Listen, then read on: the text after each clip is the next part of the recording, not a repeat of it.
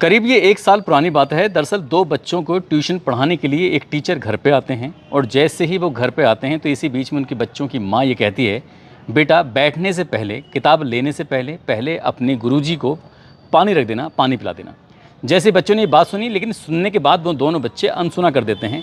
बहन और भाई दोनों जाकर ट्यूशन पढ़ना शुरू कर देते हैं। जैसे माँ की नज़र पड़ती है, माँ को थोड़ा सा गुस्सा आता है कि रोज़ की ये बात है, तुम्हें हर बार समझाना पड़ता है लेकिन तुम सुनते ही नहीं हो।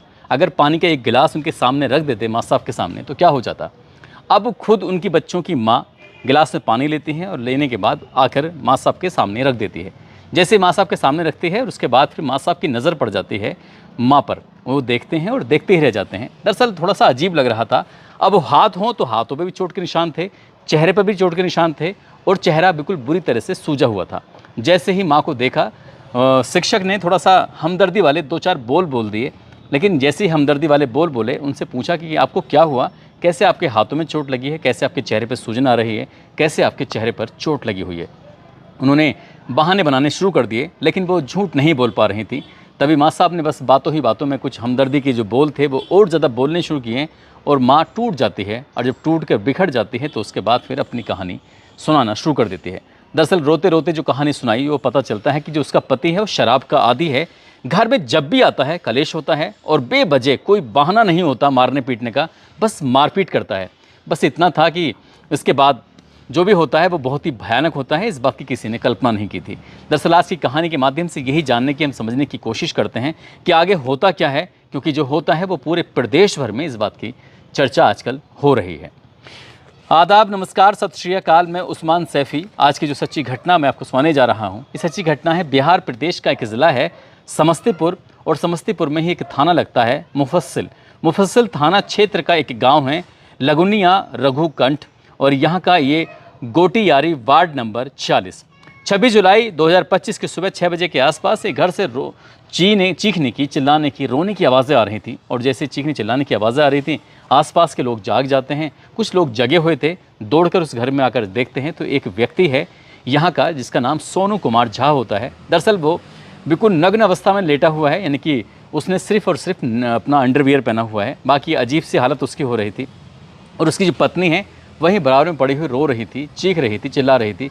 बस लोगों को जैसे ही बहुत ज़्यादा आते हुए देखा, तुरंत ही वो बेहोश होकर ज़मीन पर गिर जाती है।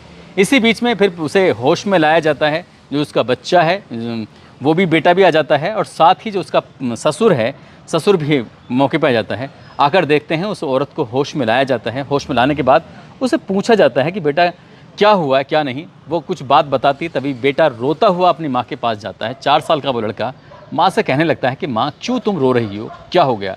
वो रोते हुए कहती है कि देख तेरे पापा अब इस दुनिया से चले गए हैं। इतना कहना था कि उसके बाद फिर औरत रोने लगती है। गांव के लोगों का जमघट वहाँ पर मौके पर लग जाता है। देखते ही देखते फिर सैकड़ों लोग भीड़ लग जाती है और फिर ये बात पुलिस तक पहुँच जाती है। जो नज़दीकी पुलिस स्टेशन होता है, वहाँ के SHO Ajit Kumar, ASP Sanjay Kumar Pandey, FSL team, surveillance team ये मौके पर पहुँच जाती हैं। और आने के बाद जब देखती हैं वो देखते ही रह जाते हैं। दरअसल उस व्यक्ति की जो मौत हुई है वो वाकई बहुत भयानक रूप में हुई थी।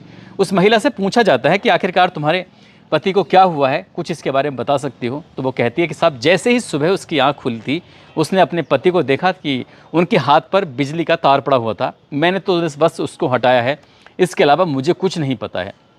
पुलिस को ये बात बड़ी अजीब लग रही थी कि महज तार के लगने से ऐसा कैसे हो सकता है। तभी पुलिस वाले अपनी जो प्राथमिक इन्वेस्टिगेशन थी उसके आधार पर कहते हैं कि तुम्हारी दीवार पर भी ब्लड लगा हुआ है, तुम्हारे बिस्तर पर भी ब्लड की छींटे लगे हुए हैं, साथ ही जो इसकी पीठ पर हम देख रहे हैं लगभग 10 से 15 जैसे लाठियां बहुत ज़ोर ज़ोर से मारते हैं उसके निशान पड़ जाते हैं, वैसे ही 10-15 इसके शरीर पर निशान हैं। उसके माथे पर चोट का गंभीर निशान है, साथ ही उसके मुंह से ब्लड बह रहा है, आँखों के नीचे एकदम से काला हो रहा है और गले पर कुछ काला काला निशान है। इतना सब कुछ तो हम लोगों को दिखाई दे रहा है, गांव के लोगों को भी दिखाई दे रहा था। जो उस महिला का ससुर होता है टुनटुन झा, उसको भी यही सब दिखाई दे रहा था, लेकिन वो महिला शायद देखने की कोशिश नहीं कर रही थी।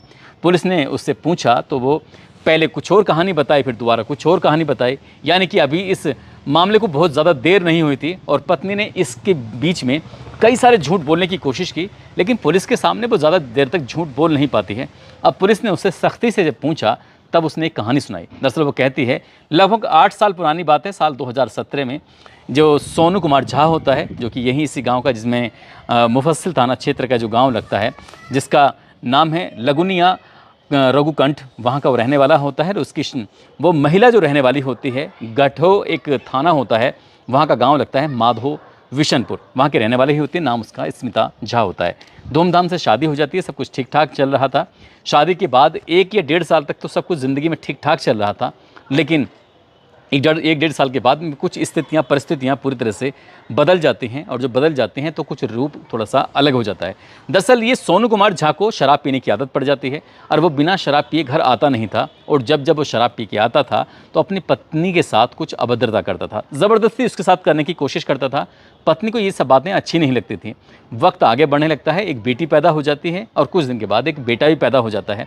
उस महिला को ऐसा लग रहा था कि बच्चे पैदा हो जाएंगे तो शायद सब कुछ ठीक हो जाएगा, लेकिन बच्चे पैदा होने के बावजूद भी कुछ भी ठीक नहीं हो रहा था। उसकी आदतें कोई कम नहीं हो रही थी। पहले वो मेहनत मजदूरी करता था, बाद में वो ई-रिक्शा वगैरह चलाने लगता है, और यही स्थिति थी। लेकिन उसने 1-1.5 साल पहले की बात है, उसने अपने बच्चों को अच्छी एजुकेशन देने के लिए घर पे ट्यूशन टीचर लगवा दिया था। अब घर पे ट्यूशन टीचर लगवा दिया, साथ ही जो मारपीट का दौर है वो लगातार चल रहा था। इसी बीच में एक दिन वो अपने सब कुछ छोड़ छाड़ के दोनों बच्चों को लेके मायके पहुंच जाती है। वो घट्टो थाना क्षेत्र का जो गांव माधो विशनपुर लगता है, वहां पहुंच जाती है। इसके बाद एक पंचायत आयोजित की जाती है, और पंचायत में फैसला लिया जाता है कि अब कोई मारपीट वगैरह कुछ नहीं होगी, बस तुम वापस आ जाओ। किसी तरकीब से रिक्वेस्ट करने के बाद आखिरकार स्मिता झा अपने घर वापस आ जाती है, लेकिन पति की आदतों में कोई भी सुधार नहीं हो रहा था, और उसने फिर से वही मारपीट करना शुरू कर दिया। इसी बीच में एक दिन ट्यूशन टीचर की इस पर नज़र पड़ जाती है, और ट्यूशन टीचर ने कुछ हमदर्दी के बोल बोले। पति ने शादी के 1 आध साल के बाद अपनी पत्नी से कुछ अच्छे से बात ही नहीं की थी, इसलिए वो अपने पति से प्यार कम और नफरत सी ज़्यादा होने लगती है। और जब ट्यूशन टीचर ने इसके साथ कुछ हमदर्दी के बोल बोलने शुरू किए तो इन दोनों को एक दूसरे से मोहब्बत हो जाती है, प्यार हो जाता है। इसके बाद अब से करीब 6 महीने पुरानी बात है, दोनों आपत्तिजनक स्थिति में होते हैं, और 4 साल का जो बेटा था वो अचानक अपनी माँ के पास पहुंच जाता है, और उसने अपनी माँ को और अपने ही ट्यूशन टीचर को आपत्तिजनक स्थिति में देख तो लिया था, लेकिन उस वक्त कुछ नहीं कहा। और जैसे ही उसके पिता सोनू कुमार झा आते हैं, वो पूरी कहानी बयां कर देता है। अब जैसे कहानी बयां होती है तो इसके बाद फिर सोनू कुमार झा को और भी ज़्यादा गुस्सा आता है। वो मारपीट भी करता है और गुस्सा भी करता है, लेकिन इस मामले को ना तो पंचायत में लेके जाता, ना समाज में लेके जाता, और ना ही पुलिस थाने में लेके जाता। उसे लगता था कि शायद अगर ये बात घर से बाहर निकलेगी तो बहुत ज़्यादा बदनामी हो जाएगी, इसलिए उसने इस बात का किसी से जिक्र नहीं किया। सब कुछ फिर से नॉर्मल पटरी पर आने की कोशिश हो रही थी।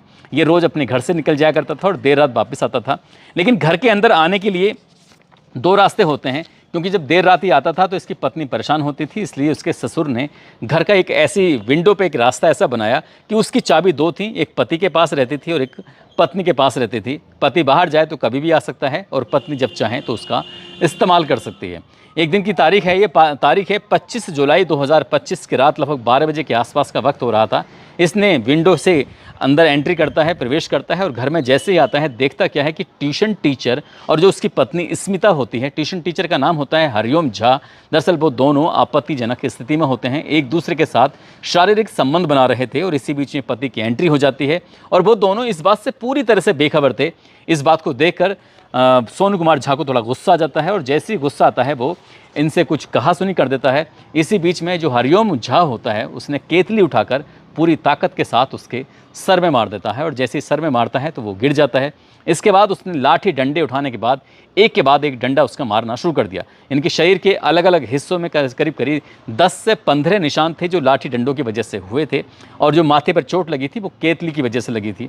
लेकिन उन्हें लग रहा था कि शायद ये बात हद से ज़्यादा बढ़ चुकी है, इसलिए इसका वहीं पास में एक तार पड़ा हुआ था, तार से उसका गला घोटकर उसकी हत्या कर देते हैं। लेकिन उन्हें यकीन नहीं हो रहा था कि शायद ये जिंदा है। ये कन्फर्मेशन करने के लिए बिजली का तार लेते हैं, और बिजली का तार लेने के बाद तब तक उसे लगाते हैं जब तक उन्हें पूरी तरह से इत्मीनान हो जाता है, तसल्ली हो जाती है कि अब सोनू कुमार झा इस दुनिया में रहा नहीं है, हमेशा के लिए ख़त्म हो चुका है।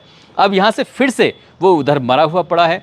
ये जो बेटी है, बेटी तो खैर जो सी महिला है इसके मायके में थी, ससुर दूसरे कमरे में सो रहा था। उसको बिल्कुल भी इस बात का एहसास नहीं था कि आज बेटे की यहाँ पर हत्या हो चुकी है। जो बेटा है वो आराम से सोया हुआ था।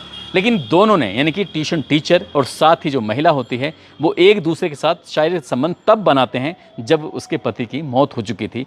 लाश सामने पड़ी हुई है, उसके बाद वो आराम से जब एक दूसरे के साथ तसल्ली से हो जाते हैं, मिल जाते हैं, उसके बाद वहाँ से चले जाते हैं। पत्नी आराम से सो जाती है और उसके बाद सुबह लगभग 5:30 बजे के आसपास उसकी आंखें खुलती हैं।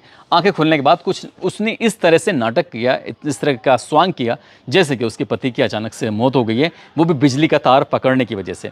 वो 6 बजे के आसपास उसने चीखना चिल्लाना शुरू किया। गाँव के लोग आते हैं, पुलिस आती है। पुलिस आने के बाद अपना काम जब शुरू करती है तो वो महिला सच को 24 घंटे भी नहीं छिपा सकी। पुलिस ने उस महिला को गिरफ्तार किया और गिरफ्तार करने के बाद जेल भेज दिया। हमारे ऐसे सूत्र बताते हैं कि उस लड़के को भी गिरफ्तार कर लिया गया है, हालांकि अभी इसकी आधिकारिक पुष्टि नहीं हुई है और पुलिस ने ये कहा है कि इसे कम से कम समय में चार्जशीट लगाकर अदालत भेजा जाएगा और इन आरोपियों को कम से कम समय में सजा दिलाने की कोशिश की जाएगी ताकि बताया जा सके, समाज में एक संदेश दिया जा सके कि बुरे काम का बुरा नतीजा। दोस्तों, इस पूरे घटनाक्रम को सुनाने का उद्देश्य भी किसी को परेशान करना नहीं है, किसी का दिल दुखाना नहीं है, बल्कि आपको जागरूक करना है, आपको सचेत करना है।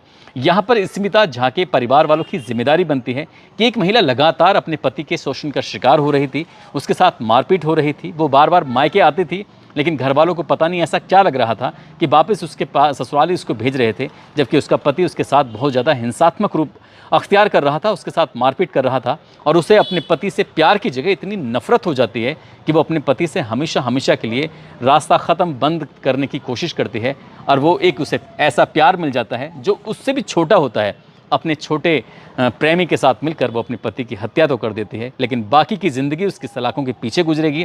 और जो बेटा है और बेटी है, शायद उनका कैसे भविष्य सुधरेगा, क्या होगा उनका, आप सहज ही अंदाज़ा लगा सकते हैं। और पति इस दुनिया में है नहीं, सास मर चुकी है, ससुर अकेला, आखिरकार बच्चों की परवरिश कैसे करेगा।